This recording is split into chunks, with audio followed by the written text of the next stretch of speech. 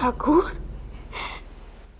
ও ঠাকুর, ঠাকুর, ও ঠাকুর, নরেন! মা! কি হলো বাবা, উঠলি কেন? তুমি তুমি আমাকে হাহাকার করে ডাকলে মা? কই না তো, আমি তো মাথায় হাত বুলিয়ে দিচ্ছিলাম। তার মানে তুমি আমার নাম ধরে ডাকোনি? আমি স্পষ্ট শুনেছি মা, এখনো আমার কানে বাজছে। ও বাবা, তুই তুই তন্দ্রার মধ্যে কোনো স্বপ্ন দেখছিলি? না মা, না, কোনো কোনো শব্দ নয়, স্বপ্ন নয়, সত্যি। আমি সত্যি শুনেছি। আমি আসছি। কোথায় কোথায় যাচ্ছিস বাবা? কাশীপুর। বিলে? কাশীপুর চলে গেল? তাহলে কি ঠাকুরের শরীর খারাপ হলো? কাশীপুর চৌমাথা মোড়ে টেলিগ্রাম অফিস। তুই এক্ষুনি সেখানে যা, সেখানে গিয়ে গিরিশ বাবু, রামদাদা আর স্যারকে তার করে দে। যা এক্ষুনি। রাখাল, আমি বরং একটা কাজ করি, আমি আর তারও কাছাকাছি কোনো ডাক্তার পেলে ডেকে নিয়ে আসি। কাছাকাছি যাকে পাবি তাকেই নিয়ে চলে আয়। চলো চলো চলো, তার চলো। মা, মা আপনি নিজের ঘরে যান মা। না রে বাবা, না, আমি এখন ঠাকুরের ছেড়ে কোথাও যাবো, কোথাও না। মা আপনি কেন চিন্তা করছেন? আমরা সবাই এখানে আছি তো, আর একটু পরে সবাই চলে আসবে। যান মা, নিজের ঘরে যান। আমি ঠাকুরের বুক ডলছি মা, আপনি ঘরে যান। মাঝি চালিয়ে আমি আপনাকে ঘরে পৌঁছে দিবে। না বাবা, আমি চলে যেতে পারবো। ও বাবা, বলি তোরা কিন্তু ঠাকুরের কাছে থাকিস, কেমন? আমার ঠাকুরের কাছে থাকিস। আমি এখন রঘুবীরের কাছে যাব, আমার রঘুবীরের কাছে। রঘুবীর,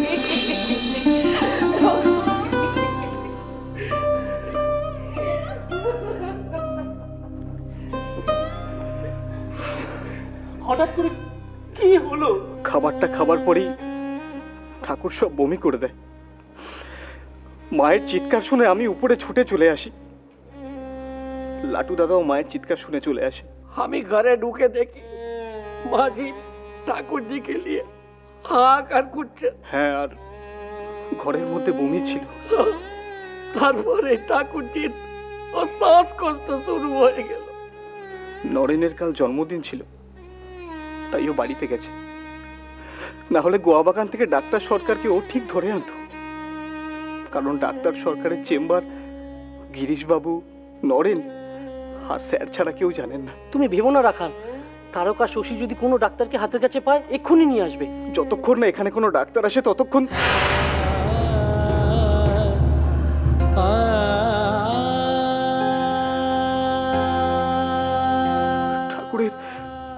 ঠাকুরের শ্বাস নিতে খুব কষ্ট হচ্ছে, খুব। এই সময় নরেনকে খুব দরকার ছিল।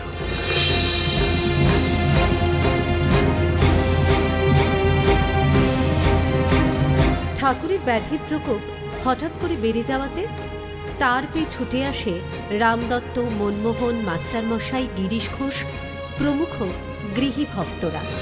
ডাক্তার প্রতাপ মজুমদার ঠাকুরকে এসে দেখে গিয়েছেন, ওষুধও দিয়েছেন, কিন্তু ঠাকুরের শ্বাসকষ্ট কিছুতেই কমছে না। কেউ ঠাকুরের ঘরে, কেউ বাইরে অস্থির হয়ে ঘোরাফেরা করছেন। হাতের কাছে সব সময়ের জন্য একজন ডাক্তার রাখা খুবই প্রয়োজন। ডক্টর সরকারকে ডাকতে গেলে তো সেইটা চেম্বার পর্যন্ত ছুটে যেতে হয়। না, চেম্বারে গেলেই যে তাকে পাওয়া যাবে সেটা নয়। উনি তো বেশিরভাগ সময় কলে চলে যান।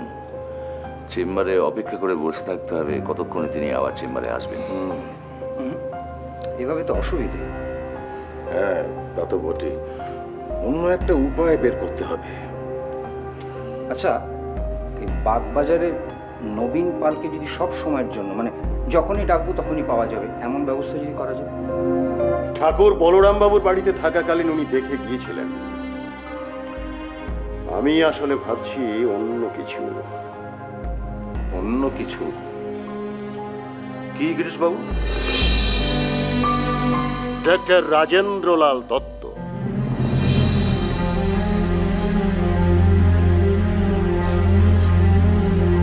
কিন্তু উনি তো ডাক্তার সরকারের চিকিৎসক গুরু, মানে ডাক্তার সরকার ওনার অনুপ্রেরণায় হোমিওপ্যাথিতে।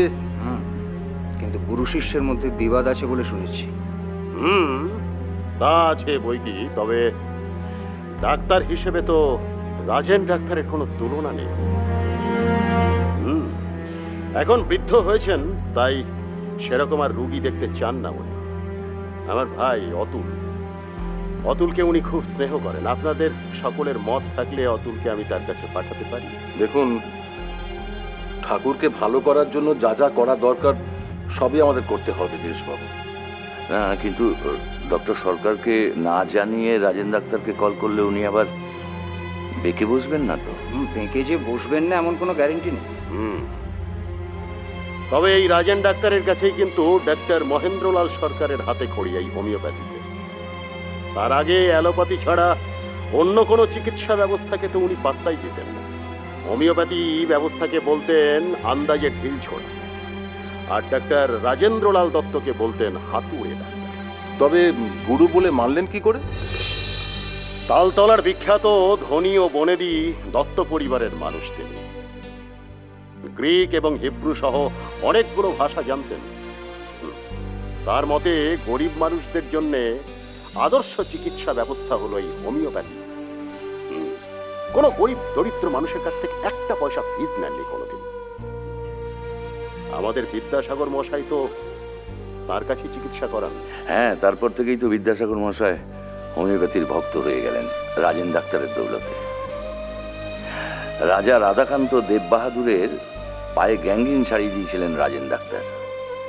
দেব বাহাদুর মহাশয় সুস্থ হয়ে যাওয়ার পরে 25,000 টাকা দক্ষিণা দিতে চেয়েছিলেন রাজেন ডাক্তারকে, কিন্তু উনি সেটা নেননি। অতি সজ্জন মানুষ। আসলে ধনী তো তিনি শুধু তার ব্যবহারিক জীবনে নন, অন্তরেও মনেও। ডাক্তার রাজেন দত্ত কিভাবে মুমূর্ষু রোগীর চিকিৎসা করতেন সেটা তার সাথে থেকে থেকে ঘুরে ঘুরে দেখেছেন ডাক্তার মহেন্দ্রলাল সরকার। ধন্বন্তরীর বর পুত্র ডাক্তার মহেন্দ্রলাল সরকার বুঝে গেলেন যে সত্যি সত্যি মানুষের চিকিৎসার জন্য আদর্শ চিকিৎসা ব্যবস্থা হচ্ছে এই হোমিওপ্যাথি। উনি বুঝে গেলেন, ব্যাস মেডিকেলের ডাক্তার মহেন্দ্রলাল সরকার গুরু মারা বিদ্যায় পারদর্শী হয়ে উঠলেন। এবং তারপর থেকেই এলোপ্যাথি ছেড়ে দিয়ে উনি হ্যানিম্যানের চেলা হয়ে উঠলেন। বেশ, তাহলে রাজেন ডাক্তার কি কল দেওয়া হোক নাকি? কিন্তু তার আগে একবার নরেনের সাথে কথা বলা দরকার। কেন? নরেন কেন? সে কি করবে? তাই তো আমরা বহন করছি। আর্থিক দায়। কিন্তু আর কোনো কিছুতে যে আমরা ধ্যান দিতে পারি না রামবাবু। ঠাকুরের যাবতীয় সেবা যত্ন, তাঁর টাওয়ার পরিষ্কার করে দেয়া, রাত জাগা, এগুলো কোনো কিছু তো আমরা করি না। সবকিছুর দায় তো নরেন আর তার দলবলদের, তাই না? তাই আমি মনে করি নরেনকে কিছু না জানিয়ে ঠাকুরের চিকিৎসার ব্যাপারে আমাদের সিদ্ধান্ত নেওয়াটা একদম একতরফা হয়ে যাবে। যে নরেন বাড়ি গিয়েছে, আজ ফিরবে কিনা ঠিক জানি না। আজ না হলেও কালকে আসবে। ঠাকুরকে ছেড়েও বেশিক্ষণ থাকতে পারবে না, এমনকি স্বর্গেও নয়। ঠিক আছে, আমি বাড়ি গিয়ে নরেনকে খবর পাঠাচ্ছি, আপনি ওর সঙ্গে কথা বলে নেবেন। আজ তাহলে যাওয়া যাক, কাল আবার আসা যাবে। ও হ্যাঁ, মহেন্দ্রবাবু, আপনি কি কাল আসতে পারবেন? আপনার তো স্কুল আছে। না না, আমার কোনো অসুবিধে নেই। প্রয়োজনে আমি নরেনদের সাথে ঠাকুরের ঘরে রাত জাগতেও পারবো। স্কুলের চাকরি।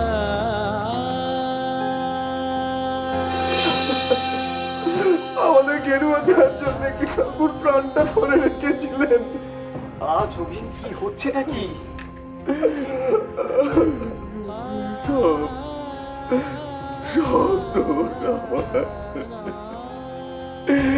আমার জন্য ঠাকুর ঠাকুর ঠাকুর যোগিন, ঠাকুর যোগিন কি করছো কি যোগিন? ঠাকুরের কিচ্ছু হয়নি, কিচ্ছু না। তোমরা শান্ত হও, সবাই শান্ত হও তোমরা। না না, ঠাকুরের কিছু হতে পারে না, ঠাকুরের কিছু হতে পারে না। ঠাকুর থাকবে, ঠাকুর আমাদের মধ্যে আরো অনেক দিন থাকবেন। তোমরা কে কি করছো ঠাকুর সব শুনতে পাবেন। কাকা, ওনারা চলে গেলেন। রামদাদা বাড়িতে গিয়ে নরেনকে জানাবে। নরেন জানতে পারলে তো এখনই এখানে ছুটে আসবে। এত রাতে এতটা পথ নরেন আসবে। রামদাদা রামদাদা যদি কোনোভাবে আজ রাতটুকু নরেনকে আটকে রাখতে পারতো।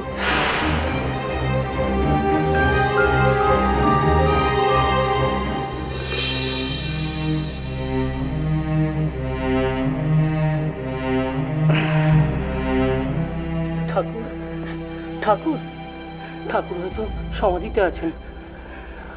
নরেন জানে, নরেন জানে ঠাকুরকে সমাধি থেকে নামিয়ে নিয়ে আসার মন্ত্র। আর জানেন মা। কিন্তু মাকে এখানে কি করে ডাকবো? হ্যাঁ, মাঝি তো ওনার ঠাকুরকে ডাকছে। ঠাকুরজি, ঠাকুরজি। মা, মা গো।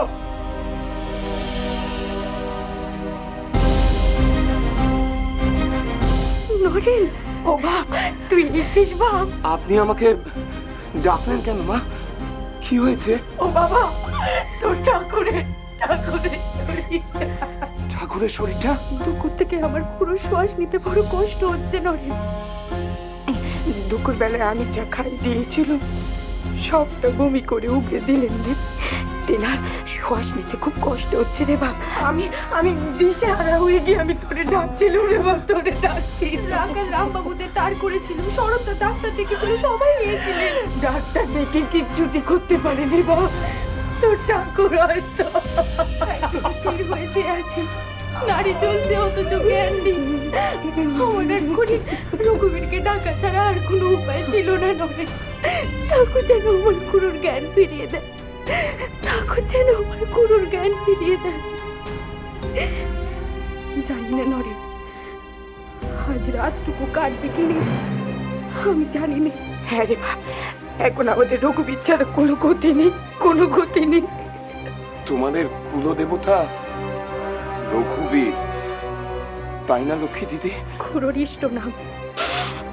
ও বাবা, বাবারে বলি, তুই একমাত্র আছিস, তুই ঠাকুরে বাঁচাতে পারিস বাপ। তুই কিছু কর, ঠাকুরে বাঁচা। তুই তেনার ওই ইষ্ট নাম নে, তেনারে কিছু কর রে বাপ, কিছু কর। রাম রাম রাম রাম রাম রাম রাম রাম রাম রাম রাম রাম রাম রাম রাম রাম খুড়ি, রাম নরেন, নরেন কি হয়েছে খুড়ি? নরেন ভাই, নরেন ভাই। রাম রাম রাম রাম নরেনের বলো না? রাম রাম রাম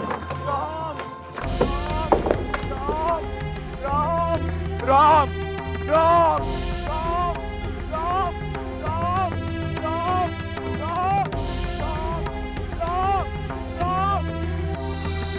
রাম রাম রাম রাম রাম রাম রাম রাম রাম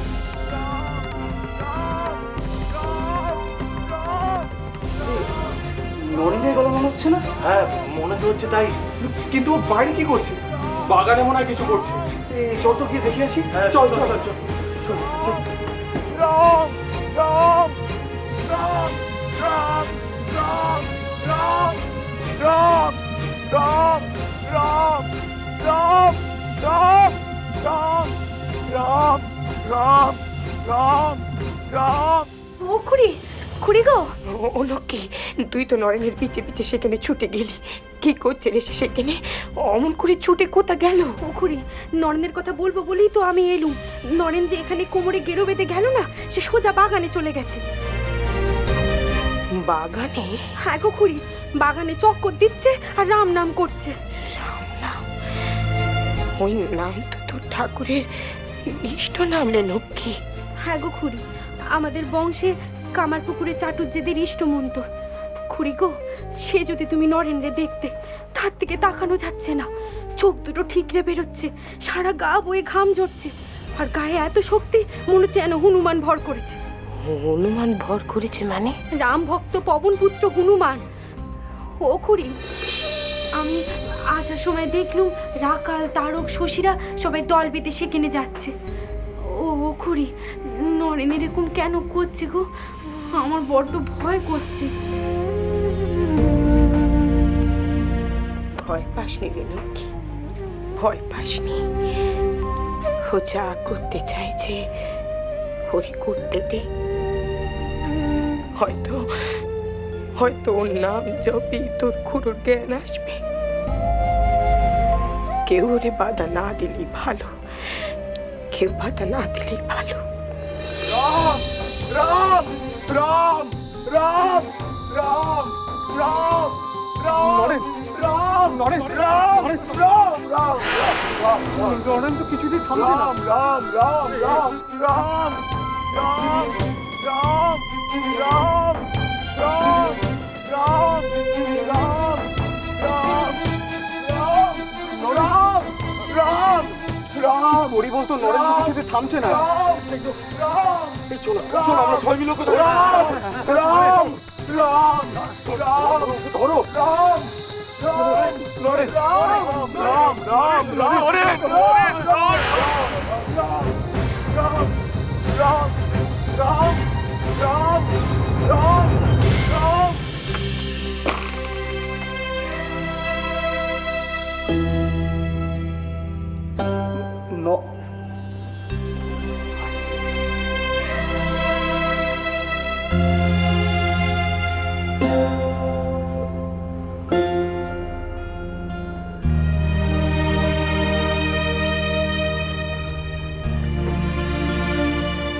লোরেন ভাই আসে নাই?